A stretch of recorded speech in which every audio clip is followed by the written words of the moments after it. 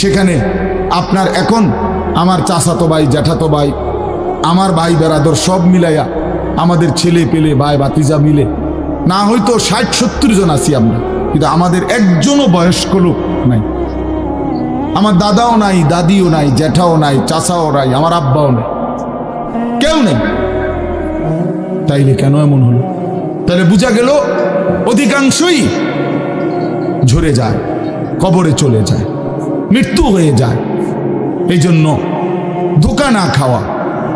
আরেকটা হলো বয়স্ক লোককে দেখলে উনি বলতেন, হাসান বসরি রহমতুল্লাহ আলাইহি, ইয়া মাশারা শুয়ুখ, হে বৃদ্ধগণ। উনি তাদেরকে জিজ্ঞাসা করতেন যে মা ইউনতাজারু বিসসারআই ইযা বালাগা, যখন কোনো ফসল পাইকা যায় তখন আর বাকি থাকে কি? কি বাকি থাকে? কাটা। কথা বলে না, কি বাকি থাকে? ক্বালু আল হাসাদ, বা কাটাটা বাকি থাকে, পাইকা তো গেছে।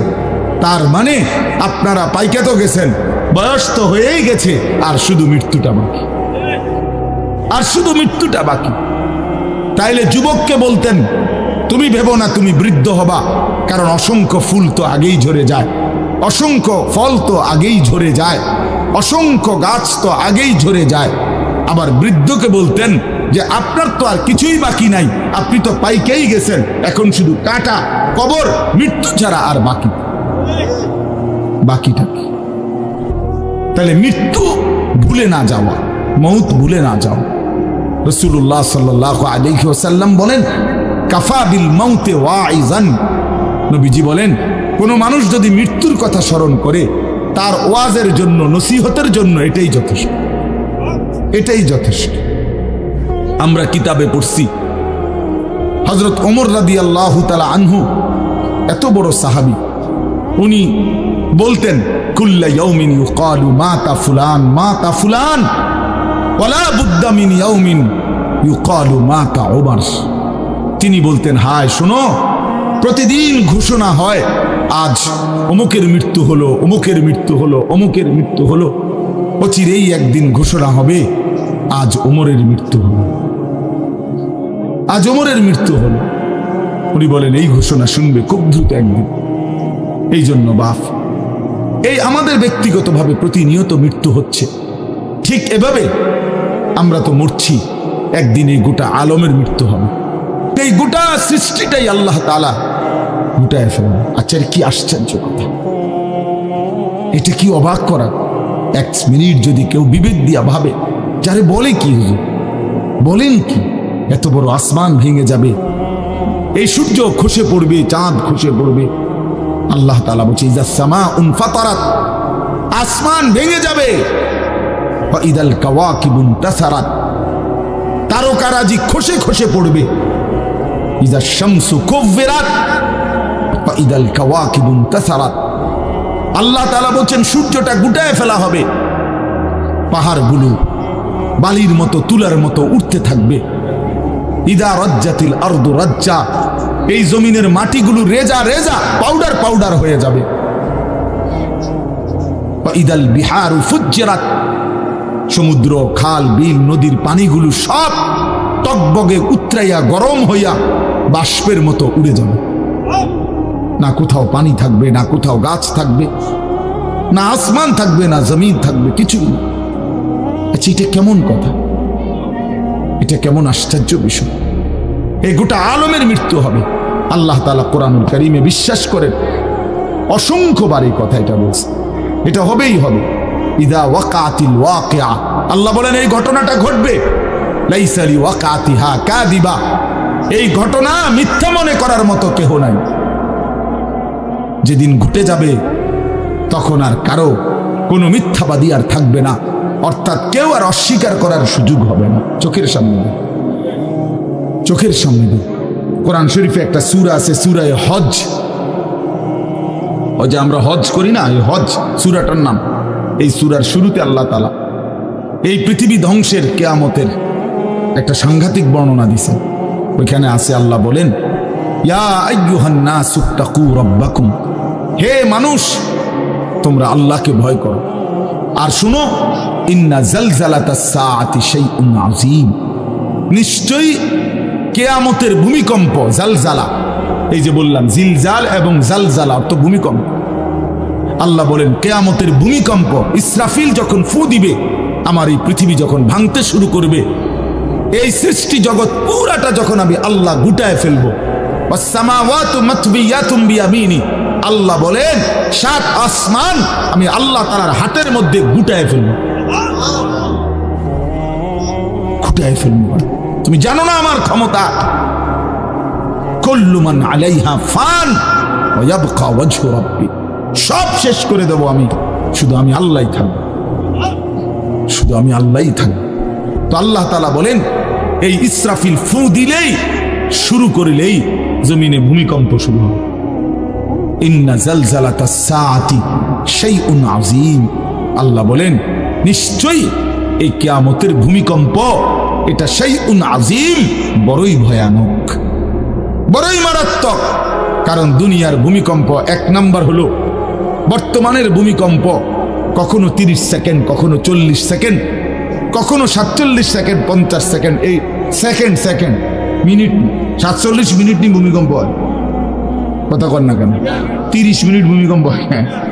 30 মিনিট ভূমিকম্প হইলে আমাদের 14 গোষ্ঠী থাকবো নি?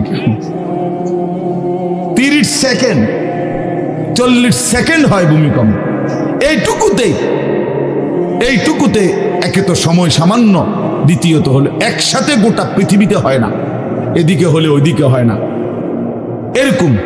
কিন্তু আল্লাহ তাআলা বলেন ইসরাফিল ফু দিলে যে ভূমিকম্পটা হবে, সেই ভূমিকম্পটা গোটা পৃথিবী একসাথে নাড়ায় দিবে, একসাথে মিলে। 47 সেকেন্ড না, কতক্ষণ সেটা আল্লাহই জানে। তখন অবস্থা কি হবে? মানুষের আতঙ্ক, এই ভূমিকম্পে আতঙ্ক। হ্যাঁ, আমি একবার চাঁদপুর মাহফিলে ছিলাম, রাত্রে ঘুমাইছি মসজিদের রুমে, ইমাম সাহেবের রুমে, এই সময় ভূমিকম্প আইছে, দরজা খুলে দিছি দৌড়, মসজিদের মাঠে আইছি দাঁড়াইয়া, চাই যে পুরা গ্রামের মানুষ সব আইসা বলছে হই হুল্লোর চিৎকার, হায় হায়। অথচ সবাই চিৎকার দিতে দিতেই ভূমিকম্প শেষ। ভূমিকম্প হয়েছেই তো অল্প একটু, কিন্তু এটুকুর আতঙ্কেই যা হুজুর পাবলিক বরাবর, কিসের হুজুর আর কিসের পাবলিক, বক্তা শ্রোতা সমান। এই এখন মনে করেন ভূমিকম্প হইলে আমরা সব দিব দৌড়, আমি এখানে বুজুর্গি দেখাই বলতাম, হ্যাঁ আমি একটা বড় হুজুর বেটা প্রধান বক্তা, আমি লড়লে কি মানুষে কি করব, আপনি কি করবেন আমার সময় কো, আমার জান নিয়ে টানা। আল্লাহু আকবার। তো এই সামান্য ভূমিকম্প, কিন্তু আল্লাহ তাআলা বলেন ইসরাফিল সিংহা ফু দিলে যে ভূমিকম্প হবে বান্দা, সেটা বড়ই ভয়ানক, সেটা সারা পৃথিবী নড়বে একসাথে। তখন কি হবে মানুষের আতঙ্ক? ইয়াউমা তারাউনাহা তাযহালু কুল্লু মুরদিআতিন আম্মা আরদাআত। এই এক নম্বরে আল্লাহ বলেন যে মা তার বাচ্চাটাকে দুধ পান করাইতেছিল, এই কোলের বাচ্চা, দুধের বাচ্চা, আপন মা তার দুধের বাচ্চা ভুলে যাবে, ফেলে দিবে, ছুঁড়ে মারবে, আর মা পাগলের মতো দৌড়ানো শুরু। কোরআন শরীফের আয়াত। ওয়াতাদাউ কুল্লু যাতি হামলিন হামলাহা। এবং আল্লাহ তাআলা বলেন যে মায়ের পেটের বাচ্চা 10 মাস পূর্ণ হয়ে গেছে, আগামী 2 ঘন্টা 5 ঘন্টা পরে বাচ্চাটা এমনিতেই প্রসব হইতো, আল্লাহ তাআলা বলেন ইসরাফিলের ফু দিলে জমিন যখন কাঁপতে শুরু করবে, তো এই গর্ভধারিণী মা, গর্ভবতী নারী পাগলের মতো এভাবে ছুটবে, দৌড়বে, নিজের গর্ভের বাচ্চা নিজেই পড়ে যাবে। সুকারা, আল্লাহ বলেন মাতালের মতো সমস্ত মানুষগুলো ছুটতে থাকবে। ফাইদা বারিকাল বাসার ওয়া খাসাফাল কামার ওয়া জুমিআ আশ-শামসু ওয়াল কামার। আল্লাহ তাআলা বলে চন্দ্র সূর্য আলোহীন হয়ে যাবে, সূর্য চন্দ্র এক হয়ে যাবে। ওয়া জুমিআ আশ-শামসু ওয়াল কামার ইয়াকুলুল ইনসানু ইয়াওমাইদিন আইনাল মাফার। লোকেরা দৌড়বে আর ছুটবে, মানুষ একে অপরকে জিজ্ঞেস করবে ভাইয়া পালাবো কোথায়, দাঁড়াবো কোথায়? কোথাও তো স্থির কোনো জায়গা নাই, কোথায় দাঁড়াবো? আল্লাহ তাআলা বলেন কাল্লা লা ওয়াজার, না বান্দা, সেদিন আর কোথাও জায়গা মিলবে না। ইলা রাব্বিকা ইয়াউমাইদিনিল মুস্তাকার, আজকে শুধুই কেবল তোমার আল্লাহর কাছেই আশ্রয় ঠিকানা। এভাবে বহু আয়াত কোরআনুল কারীমের মধ্যে আল্লাহ তাআলা বর্ণনা করছেন। আমার ভাই, তো এই ইসরাফিলের ফু দিলে গোটা আলমের মৃত্যু হবে, ভূমিকম্প শুরু হবে। তো এই ভূমিকম্প কেন হবে? এই কাঁপতে কাঁপতে সমস্ত কিছু ভাঙ্গা একসাথে এই সব কিছু আল্লাহর সৃষ্টি সমস্ত কিছুই জমিনের তলদেশে চলে যাবে। জমিন তখন খালি ফাঁকা, জমিনে তখন কিচ্ছু নাই, কিচ্ছু, একটা সুতা মাটির উপরে থাকবে। এই প্রথমবার ইসরাফিল ফু দিলে সমস্ত কায়নাত, ইনসান, জিন, আল্লাহর সমস্ত সৃষ্টি মাখলুকাত সব জমিনের তলদেশে চলে যায়। মানুষ ও জিন ও অর্থ সম্পদ, স্বর্ণ রৌপ্য, মণি মুক্তা, হীরা জহরত, সব সব সব একটা কাগজের অস্তিত্ব, সব কিছু, গোটা জমিন ফাঁকা। এভাবে কতদিন আল্লাহ জানে, কতদিন আল্লাহ জানে। হ্যাঁ মা ভাই, এরপরে একটা নির্দিষ্ট সময় পরে আবার আল্লাহ তাআলা ইসরাফিলকে জীবিত করবেন, করে আবার আল্লাহ তাআলা দ্বিতীয়বারের মতো ফু দিতে বলবেন। এই দুই ফুঁয়ের মাঝখানে কতদিন? নবী সাল্লাল্লাহু আলাইহি সাল্লামের এক হাদিসের মধ্যে বলছে 40। সাহাবীরা ব্যাখ্যা করছেন, মুহাদ্দিসিন, সেই 40টা হতে পারে 40,000 বছর। 40,000। এই জন্য বাপ একটা কথা হলো, সর্বশেষ যেই লোকটা কবরে যাবে, শেষ যেই ব্যক্তি মরবে পৃথিবীতে, হতে পারে তাকেও শুধু কবরেই থাকতে হবে 40,000 বছর। 40,000 বছর, এরপরে তো আখিরাত। এই 40,000 বছর যদি কবরে আযাব হয়, 40,000 বছর যদি কবরে আযাব হয় ভাই, তখন কি হবে? এবার ভেবে দেখেন, এখন যারা কবরে যাচ্ছে, হ্যাঁ, নূহ আলাইহিস সালামের জামানায় যারা মারা গেছে, ইব্রাহিম আলাইহিস সালামের জামানায় যারা মারা গেছে, নবীজি সাল্লাল্লাহু আলাইহি সাল্লাম তো 1500 বছর আগে ইন্তেকাল করছেন, 1450 বছর আগে। তো ওই সময়ে যারা মারা গেছে তারা কবরে পড়ে আছে আজকে 1500 বছর, 1500 বছর, 1500 বছর। তাহলে নূহ আলাইহিস সালামের জাতি কত বছর থেকে পড়ে আছে? কোথায় নূহ নবী, কোথায় আমাদের নবী? কত ব্যবধান! এই জন্য বাপ, শুধুমাত্র কবরের বিষয়টাই তো সাংঘাতিক, আখিরাত তো পড়ে। শেষ ব্যক্তিটাও যদি কবরে থাকতে হয় 40,000 বছর, তো এখনকার মানুষগুলো আছে কত কাল ধরে। এই যার কবরে আযাব হচ্ছে, আহা বাপ, সে কি পরিমাণ কষ্ট করছে ভাইবা নাকি? কবরবাসীদের রুহের মাগফিরাত। আরে ভাইয়া, একবার চোখ বন্ধ করে 1 সেকেন্ড ভাবেন, আজ আমরা যাদের রুহের মাগফিরাত কামনা করলাম, এই 20 বছরের ব্যবধানে, 30 বছরের ব্যবধানে, 10 বছরের ব্যবধানে, 50 বছরের ব্যবধানে আবার এর পরের লোকেরা আমাদের রুহের মাগফিরাত কামনা করে। এটা কি পরিমাণ বাস্তবতা, কি পরিমাণ বাস্তব! এটাকে অস্বীকার করার, না বুঝার কিছুই নাই, মৃত্যুকে না বুঝার কিছুই নেই। কারণ এত বেশি জলজ্জান্ত আল্লাহ তাআলা এটা আমাদের সামনে দেখাইছেন, এত মানুষের মৃত্যু আল্লাহ আমাদের সামনে দেখাইছেন, এটাকে অস্বীকার করার, না বুঝার কিছুই নেই, কিছুই নেই। তো চলেন, এরপরে আল্লাহ তাআলা ইসরাফিলকে আবার জীবিত করবেন। জীবিত করে আল্লাহ তাআলা ইসরাফিল আলাইহিস সালামকে বলবেন, ইসরাফিল, আবার তুমি সিংহায় ফু দাও। এইবার যখন সিংহায় ফু দিবে, তখন ইসরাফিল আলাইহিস সালামের এই দ্বিতীয় ফুতে আবার ভূমিকম্প শুরু। আবার কি শুরু হবে? ও মাঝখানে ভাই, ওই ছেলে অপদার্থ, কথা বলো না, হাসাহাসি করো না, কারো কথা বাকি থাকলে, দুষ্টামি বাকি থাকলে উঠে চলে যাও, বাহিরে আলাদা জায়গা আছে। গাফেল সন্তান কোনো কিছুতেই যাকে কোনো আসর করে না। আহা, আপনারা জানেন না, আপনাদের এক এক ছেলের অবস্থা হলো কলিজাটা পাথর হয়ে গেছে, কোনো কিছুই তার কলিজা নাড়ায় না। এত শক্ত জানোয়ার যে খোদার 365 দিনে কোনো দিন ফজরের নামাজ পড়ে না, একদিনও না। মানুষের বাচ্চা এত বড় জানোয়ার হয় কেন? আরে তুই কোন মানুষের বাচ্চা? তুই কোন মার দুধ খাইলি? না ফরমান কেমনে মানুষ হইলি? এটা কি ধরনের মানুষ? একদিনও নামাজ পড়ে। ছি ছি ছি ছি ছি, মুসলমানের বাচ্চা এত বড় জানোয়ার হয় কেন? কোনদিন নামাজ পড়ে না, 6 মাসে 9 মাসে কোনদিন বলতে পারবে না নাফরমান। কোনদিন 5 ওয়াক্ত নামাজ পড়ছে কিনা? হায় হায়, এত বড় অসভ্য। মায়ের সন্তান হয় কেন? বাবার সন্তান হয় কেন? চিন্তা কর। কোনো কিছুই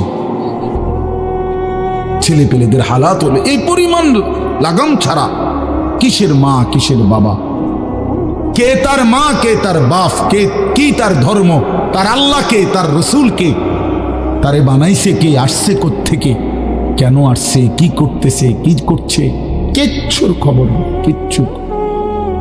কিচ্ছুর খবর না। আসে, হাঁটে, বুট খায়, বন খায়, মোবাইল টিপে, খারাইয়া মতে, বইয়া মতে, বন্ধু বান্ধবদের সাথে আড্ডা দেয়, মেয়ের পিছনে ঘুরে, অসভ্য অশ্লীল কথাবার্তা বলে। এটা কি একটা জিন্দিগি হলো? মিয়া ভেবে দেখেন। উফ, কোন সুস্থ স্বাভাবিক মানুষ এমন হয়? বলো ভাইয়া বলো। রাগ করো না বাপ, কে তোমা করে মনে করাই দিব? কেউ মনে করে। হা, বাবা মারও ফিকির শেষ, শুধু টাকা রোজগারের ফিকির। দেশে থাইকা পারো, নাহলে বিদেশ গিয়া পারো, কোনো না কোনো ভাবে পয়সা রোজগার করো। টাকা রোজগার করলে মা বাপ খুশি, টাকা রোজগার না করলে না অখুশি। খালাস।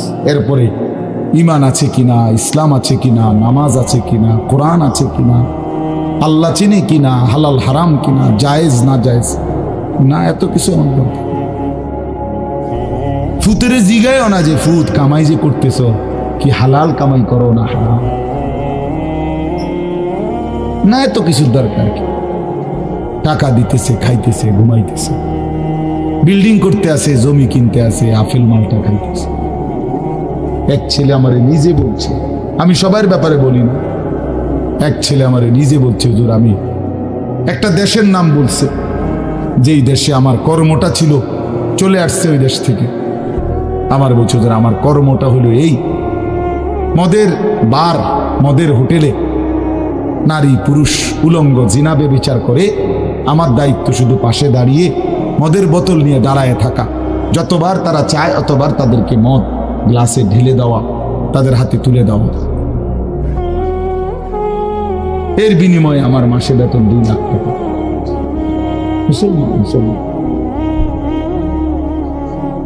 মুসলমানের সন্তান, বাংলাদেশের সন্তান। তো এই টাকা যখন বাবা খাচ্ছেন, বিল্ডিং করতেছে, কোনো টেনশন নাই। আমি আবারও বলছি, আমি সবার জন্য বলি না, ওই বলছি দেখে অট্টা কইছি, কথা বুঝছেন? আমি তো নাম ঠিকানা বলি না। এই জন্য আমার বাপ, ডাক দিয়েন না, ডাক দিয়েন না, একজনও ডাক দিয়েন না, অসভ্যরে ডাক দিয়েন না। হ্যাঁ হ্যাঁ, ডাক দিবেন কেন? হাইওয়ানকে ডাক দিবেন কেন? শুনেন, আপনারাই শুনেন, এত এত মানুষ শুনতে হবে না, কোনো অসুবিধা নেই,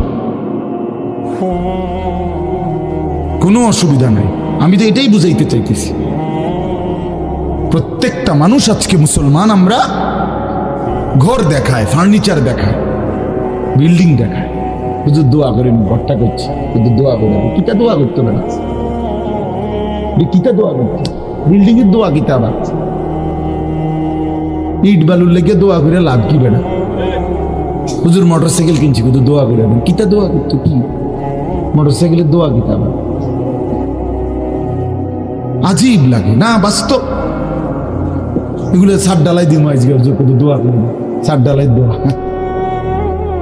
ওটা সার ডালাই করে, ওটার ফুতে মোবাইলে অশ্লীল উলঙ্গ ছবি দেয়।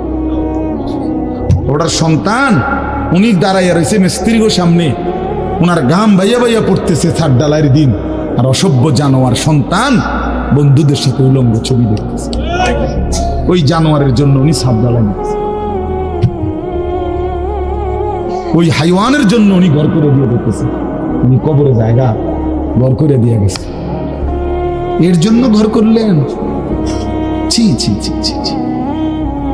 আমার দেওয়া ঘরে আমার কষ্টের কমাইয়ে এখানে বসে বসে রঙিন ছবি দেখবে, উলঙ্গ দৃশ্য দেখবে ঘরে শুইয়া শুইয়া সারা রাত। এর জন্যই আমার জীবনের এই অর্জন, এই ছিল আমার উপার্জনের উদ্দেশ্য। আহ, কতবার বললে বুঝবেন? কেমনে বললে বুঝবেন? কারে বললে বুঝবেন? আল্লাহ মাফ করে দেন। চলেন বাপ, তো বলতেছিলাম আল্লাহ তাআলা ইসরাফিল আলাইহিস সালামকে বলবেন আবার ফু দাও। তো তিনি দ্বিতীয়বারের মতো ফু দিলে জমিন আবার ভূমিকম্প শুরু হবে। এই ভূমিকম্পে জমিন কাঁপতে কাঁপতে এইবার জমিনের তলদেশে ওই প্রথমবার ফু দেওয়াতে ভূমিকম্প কাঁপতে কাঁপতে সব উপরে যা ছিল সব নিচে চলে গেছে। মনে আছে নি? এটা কইছি। তাহলে উপরটা কি? ফাঁকা। এইবার নিচে যা ছিল সব উপরে চলে আসবে। এই আসলেই এটা হাসরের মাঠ।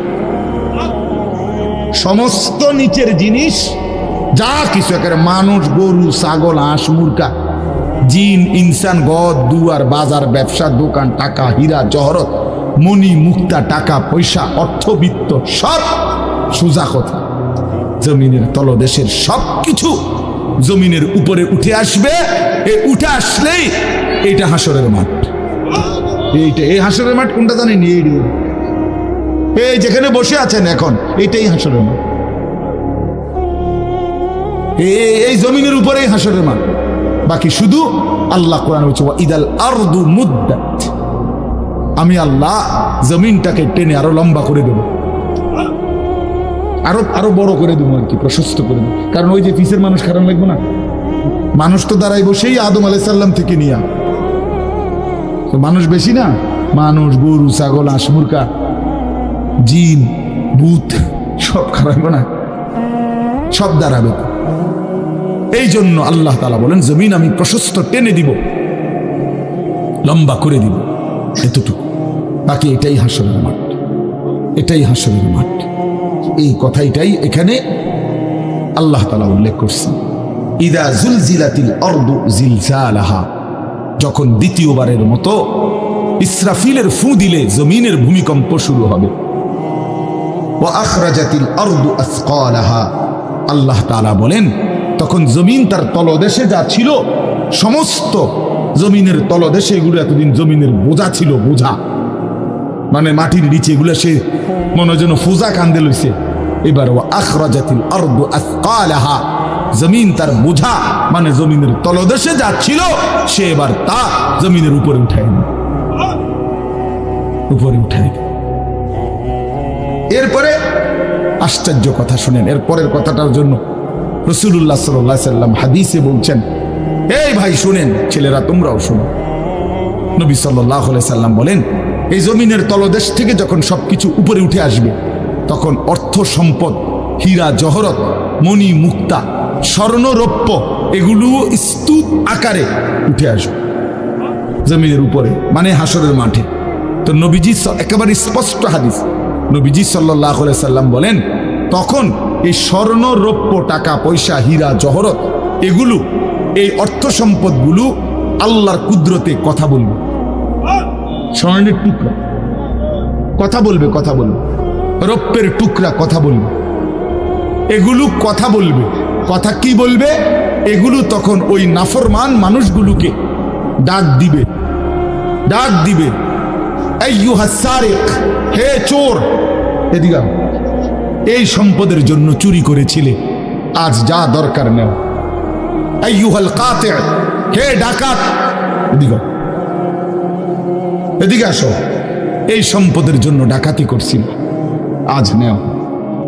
হে আত্মীয়তার, আইয়ুহাল কাতি', আত্মীয়তার সম্পর্ক ছিন্নকারী ব্যক্তি, আসো, এই জন্য ভাইয়ের সাথে যুদ্ধ করছো, বোনের সম্পদ নষ্ট করছো, চাচারে সম্পত্তি দাও নাই, এই জন্য, এই দুনিয়ার জন্য নাও, এখন না, এখন যা লাগে নাও। এইভাবে প্রত্যেক নাফরমান পাপীকে, হে হারামখোর সুদ করে দিগা, এখানে টাকা যা লাগে নে, নে বাটপার, এখান থেকে টাকা নে, কি পরিমাণ টাকা দরকার ছিল নে। এইভাবে রাসূলুল্লাহ সাল্লাল্লাহু আলাইহি সাল্লাম বলেন, দুনিয়ার এই সম্পদগুলো কথা বলবে আর ডাকবে, ডাকলে মানুষ, আচ্ছা এটা তখন কেরম লিখবো, কথা বোঝেন নাই, এডিজন কথা বলবে, ডাকাডাকি করবে, মানুষ কি বলবে? লোকেরা তো সবাই দাঁড়াইছে, মানুষও তো দাঁড়াইছে, তারারই তো ডাকতেছে, তো তারা কি বলবে? ওয়াকালাল ইনসানু মা লাহা, আল্লাহ নিজেই বলতেছে, লোকেরা তখন মানুষগুলো বলবে মা লাহা, এটা কি হলো, আরে এটা কি কারবার, এগুলো কথা বলে কেমনে, এগুলো কি কয়, এরা আমারে চিনলো কেমনে, আমি যে সিটার, আমি বাটফারে চিন্তা লাগলো, ইন্নারিল্লাহ, একেবারে পুরা ধরা অনবিচার আসার কিছুই শুরু হয়েছে না, এখনই বেজ্জতি, বাকিটা তো অবস্থা খারাপ। মানে অর্থাৎ মানুষগুলো অবাক হয়ে বলবে মা লাহা, কি হলো জমিনে, কি হলো এগুলোর, এরা এমন করছে কেন, এরা কথা বলছে কেন?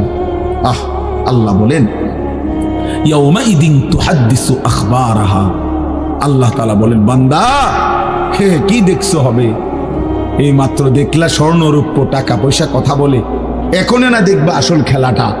ইয়াউমাইদিন তুহাদ্দিসু আখবারাহা, আল্লাহ বলেন এখন দেখবা সরাসরি এই হাসরের মাঠে তোমার সামনে, তোমার পায়ের নিচের জমিন, তোমার পুরা জিন্দেগির কথা, তোমার যত তথ্য, ভালো কিংবা মন্দ, নেক কিংবা গুনাহ, তোমার সমস্ত কিছু রাতের কিংবা দিনের, একাকী কিংবা প্রকাশ্যের, গোপন কিংবা আড়ালের, আল্লাহর কসম জমিন সবটা এখন তোমার সামনে বলে দিব।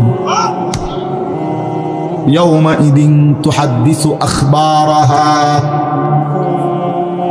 রব্বুল আলামিন বলেন জমিন সবটা কথা বলে দিবে, ভালোটাও মন্দটাও, আলোটাও অন্ধকারটাও, একাকীও অন্ধকারেও, প্রকাশ্যেও সবার মাঝেও, সব বলে দিবে। রাতের চুরি বলে দিবে, রাতের তাহাজ্জুদটাও বলে দিবে, মদের আড্ডার কথাও বলে দিবে, জুয়ার আড্ডার কথাও বলে দিবে। সারা রাত যুবক উলঙ্গ ছবি দেখেছ, আল্লাহর কসম সেটাও বলবে, যে যুবক মালিকের সেজদা দিয়েছে সেটাও বলবে, তাহাজ্জুদ শোনাবে, আবার সবার সাথে যে জামাতে নামাজ পড়েছে এটাও বলবে, সব কিছু বলে দিবে।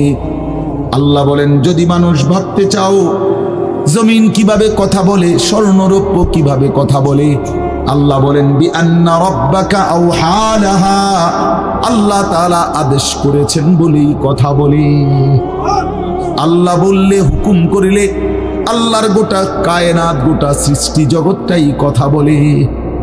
ওয়াশাহিদা আলাইহিম সামউহুম ওয়া আবসারুহুম ওয়া জুলুদুহুম বিমা কানু ইয়ামালুন।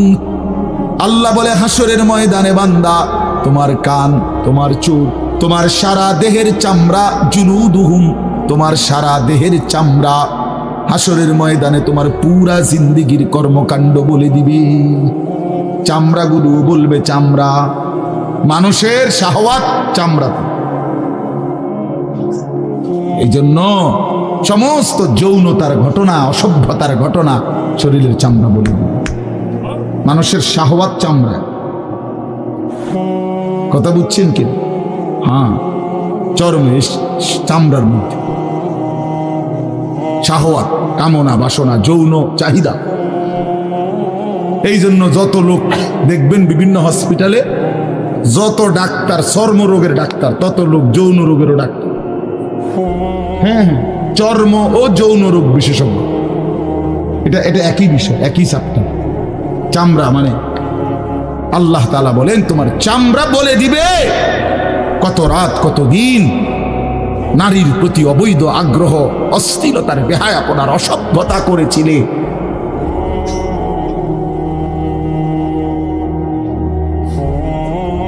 হায় হায়, বিআন্না রাব্বাকা আওহা লাহা, আল্লাহ বলেন আমি আল্লাহ হুকুম করেছি বলে কথা বলবে। এই জন্য আল্লাহ হুকুম করিলে চামড়াও কথা বলে, কানেও কথা বলে। এখন কি কানে কথা বলে? কিন্তু সেদিন বলল চোখেও কথা বলল। এখন চোখ কথা বলে না, মানে সবকিছুর জবান খুলবে, সবকিছু। আপনারা বলেন, আমরা তো মনে করি জিহ্বায় কথা বলে না, জিহ্বায় কথা বলে না, আল্লাহর হুকুম হইলে কথা বলে। নাহলে যে লোক বোবা তারও তো জিহ্বা আছে, আছে না? তো সে কথা বলে না। যে লোক কানে শুনে না, তো তার কি আপনার এইভাবে কান বলতে কিছু নাই? তো সে শুনে না কেন? কথা বলেন না কেন? আল্লাহর হুকুম। যার চোখ, যে চোখে দেখেন, এই যে জুয়েল ভাই, আমি মূলত তার মহব্বতেই মাহফিলটা দিছি। তো এই যে দেখে না, তো তার এভাবে তো চোখ আছে, সে দেখে না কেন? আল্লাহ তাআলার হুকুম নাই বলে দেখে। ঠিক কিনা বলেন না কেন? মজার বিষয় হলো রাসূলুল্লাহ সাল্লাল্লাহু আলাইহি সাল্লাম হাদিসে স্পষ্ট বলেছেন, বিশ্বাস করেন, একেবারে বিশুদ্ধ হাদিস, আল্লাহ তাআলা তার দুইটা চোখ নিয়ে গেছে। নবীজি বলছেন, সে যদি সবর করে আল্লাহর হুকুমের উপরে চলতে পারে, রাসূলুল্লাহ সাল্লাল্লাহু আলাইহি সাল্লাম বলেন, আল্লাহ তাআলা তাকে এই দুইটা চোখ নিয়ে যাওয়ার কারণে, অন্ধ বানানোর কারণে সে যে সবর করলো, আল্লাহ রাসূল বলছেন আল্লাহ তাআলা নিশ্চিত তাকে জান্নাত দান করবে। এই জন্য তুমি ভাই সবর করো। মালিকের এই দুনিয়া দেখতে পারল না, তো অপেক্ষা করো, একদিন জান্নাত দেখবা, জান্নাতের হুর দেখবা, তো আরো মজা হবে যে আমি প্রথমেই জান্নাতি দেখলাম, জান্নাতি দেখলাম। যা মালিক, দুনিয়া দেখলাম না তোমার, তুমি আমারে জান্নাত দেখাই। আল্লাহ তৌফিক দান করুন। ইয়াউমাইদিন ইয়াসদুরুন নাসু আশতাতান লিয়ুরাউ আমালাহুম, আল্লাহ বলেন তখন দলে দলে ফেরেশতারা মানুষগুলোকে লাইনবদ্ধ, সারিবদ্ধ করে দলে দলে বানাবে। লোকেরা পরস্পর, প্রত্যেকটা মানুষকে ফেরেশতারা আলাদা আলাদা গ্রুপ বানিয়ে দেবে হাসরের ময়দানে। তখন প্রত্যেকে এই গ্রুপে গ্রুপে, দলে দলে লিয়ুরাউ আমালাহুম, নিজেদের আমল নামা, নিজেদের আমল দেখবার জন্য সামনে এগিয়ে যাবে। অর্থাৎ প্রত্যেককে তার আমল নামা দেখবার জন্য, দেওয়ার জন্য নির্দিষ্ট জায়গায় নিয়ে আসবে। নেওয়ার পরে সেখানে প্রত্যেকের ফাইল, প্রত্যেকের খাতা, আমল নামা তার হাতে তুলে দেওয়া হবে। দিলেই সে দেখবে। আল্লাহ বলতেছেন, ফামান ইয়ামাল মিসকালা যাররাতিন খায়রান ইয়ারা, এক বিন্দু, এক অণু পরিমাণ, পরমাণু পরিমাণ, সামান্য থেকে সামান্য পরিমাণও নেকি, কল্যাণ, তাও তুমি দেখতে পাবা। ওমান ইয়ামাল মিসকালা যাররাতিন শাররান ইয়ারা, বিন্দু থেকে বিন্দু মন্দ যা করেছিলে তাও তুমি দেখতে পাবে। এক জাররা, মূলত জাররা বলে তাফসীরের মধ্যে লিখছে লা ওয়াজনা লাহু লা জিনাতা লাহা, যেটার কোনো ওজন হয় না, এত সামান্য, এত সামান্য, ওজন নাই, মানে 100 গ্রামও না, 10 গ্রামও না, 1 গ্রামও না, আধা গ্রামও না, এত সামান্য, এটার কোনো ওজন নাই, ওজন নাই, ওজন আসে না আর কি, ওজনে হয় না, এরে বলে জাররা। তাফসীরের মধ্যে লিখছে, কোনো ব্যক্তি, হযরত আব্দুল্লাহ ইবনে আব্বাস বলেন, কোনো ব্যক্তি যদি মাটিতে এমনি হাত মারে, মানে হাত লাগাইয়া আবার উঠাই লাইছে, তখন এই যে বালুগুলো লাগছে, এই বালুর যেগুলো হাত থেকে ঝরে পড়ে কণা, এগুলো তার চাইতে সামান্য এক জাররা। আমার উস্তাদ বলছিলেন ছাত্র জীবনে আমাদেরকে, যে মানুষ যে কাপড় ধুইয়া চিপে, কাপড় এমনি চিপ্পা রোদ্রে দেয় না, মানে চিপ্পাই তো ফানি ফেলায়, তো কাপড় চিপ্পা সাইরা মানুষের একটা স্বভাব হইল রৌদ্র দেওয়ার আগে এটার একটা ঝাড়া মারে, লুঙ্গিটারে একটা আগে কি মারে, ঝাড়া দিয়া এরপরে দেয়। এই যে লুঙ্গিটা ঝাড়া দিলে যে ছোট্ট ছোট্ট পানির ফোঁটা ছিটকাইয়া পড়ে, এই ফোঁটা, এগুলো পিচ্ছি পিচ্ছি, এগুলো এক একটা জাররা, অথবা তার চাইতে ছোট। এটার ওজন আসবে না, এটা 1 গ্রামও হবে না, আধা গ্রামও হবে না। এই সামান্য ভালোটাও তুমি দেখবা, মন্দটাও দেখবে। কেমনে আড়াল করবেন ভাই? নিজেকে আড়াল করবেন কেমনে? বাপ যুবক, তুমি কেমনে আড়াল করবা? কোরআন শরীফে আছে, আল্লাহ বলেন, ইয়াউমা তুবলাস সারাইর, বান্দা আমি হাসরের ময়দানে তোমার অন্তরের গোপন বিষয়গুলো, যেগুলো কেউ শুনে নাই, তুমিও বলো নাই, শুধু মনে মনে কল্পনা করছিলা ভালো কিংবা অসৎ, সেগুলো হাসরের ময়দানে তোমার সামনে খুলে দেব। হ্যাঁ, আফালা ইয়ালামু ইযা বু'সিরা মা ফিল কুবুর ওয়া হুসিলা মা ফিস সুদুর। আল্লাহ তাআলা বলেন এই বুকের ভিতরে, অন্তরের ভিতরের যেই কথাগুলো সেগুলো খুলে দেব। এই জন্য আজকে আমার কথা এখানে শেষ। আমি এতটুকু কথাই বলতে চাই, এই ৯৯ নম্বর সূরাটা আমাদেরকে এই কথার সবক দিচ্ছে যে আমরা আমাদের জিন্দেগির ১ সেকেন্ড একটি নিঃশ্বাস আড়াল করবার সুযোগ নেই। হিসাব দিতে হবে, হিসাব দিতে হবে। ১ মিনিট, ১ সেকেন্ড, ১ পলক, ১ লম্হা, ১ মুহূর্ত আমাদের আড়াল করবার সুযোগ নাই ভাই। ভালোটার প্রতিদানও নিতে হবে, মন্দটারও প্রতিদান নিতে হবে। তাইলে কেন জীবন নষ্ট করব, কেন হায়াত নষ্ট করব? আমার অনুরোধ রইল, যতগুলো যুবক ছেলে আছো ভাই, তোমাদের কাছে অনুরোধ, মৌলানা কথা বলবে, এরপরে আরো একটু বয়ান হলে এরপরে দোয়া হবে, কিন্তু আমার মাঝখান দিয়ে এই কথাটাই আমি অনুরোধ করে বললাম, প্রত্যেকেই দয়া করে আল্লাহর ওয়াস্তে, আল্লাহর ওয়াস্তে নিজের জীবনের কদর করো ভাই। আমার এটাই শেষ কথা। যুবক ছেলেরা, তুমি আমার সাথে এখন যাইবা না, আমিও তোমার সাথে যাব না। এই দুনিয়াও যেমন আমি আলাদা চলে যাচ্ছি, আপনারাও আলাদা চলে যাবেন, কিন্তু বাস্তব কথা হলো আমি আপনি প্রত্যেকে আলাদা আলাদা কবরে, আখেরাতে আল্লাহর সামনে মুখোমুখি হতে হবে। এই জন্য হাত জোর করে অনুরোধ করছি ভাই, নিজেরে নষ্ট করুন। একটা ছেলেও যদি বুঝো, আমার অনুরোধ রইল তোমার প্রতি, তুমি নষ্ট হইও না, চরিত্রহীন হইও না, তুমি হায়াতটা শেষ করে দিও, কষ্ট পাইবা। এই নারী ছবি, অশ্লীল দৃশ্য, উলঙ্গপনা, বেহায়াপনা, এই জেনা ব্যভিচারের দৃশ্য, এগুলো দেখো না। চেষ্টা করো 5 ওয়াক্ত নামাজ পড়তে, 5 ওয়াক্ত নামাজ পড়তে হিম্মত করলে পারবা ভাই। পেশাব পায়খানার পরে টয়লেট পেপার ব্যবহার করো, পানি ব্যবহার করো, দেখবা শরীর পবিত্র থাকলে আল্লাহর ইবাদত করতেও মন চাই। মূলত মানুষ অনেকের যাদের নামাজ ছুটে যায়, তাদের একটা বড় কারণ হলো তার শরীর অপবিত্র, শরীর নাপাক। আর নাপাক দেখে নেক কাজের তামান্না, আগ্রহ জাগে না। এই জন্য ওই যে পেশাব করে পানি নেয় না, টয়লেট পেপার ব্যবহার করে না, এই অসভ্য এই কারণে নামাজ পড়তে চায়। বাস্তব কথা, এর তখন আর হায়া লজ্জা থাকে না। এই জন্য সবাই মিলে ইনশাআল্লাহ নামাজ পড়ে নিজেদের স্ত্রী, কন্যা, বোনকে পর্দা পশিদায় রাখতে চেষ্টা করেন। যে মেয়েটার পর্দা নাই, যে মহিলার পর্দা নাই, বিশ্বাস করেন যে তার নিজের ইজ্জত, নিজের কদর, নিজের সতীত্ব, নিজের পর্দার কদর বোঝে না। এটা কোনো নারী না, এটা কোনো মহিলা না, এটা প্লাস্টিক জাতীয় কিছু হইতে পারে।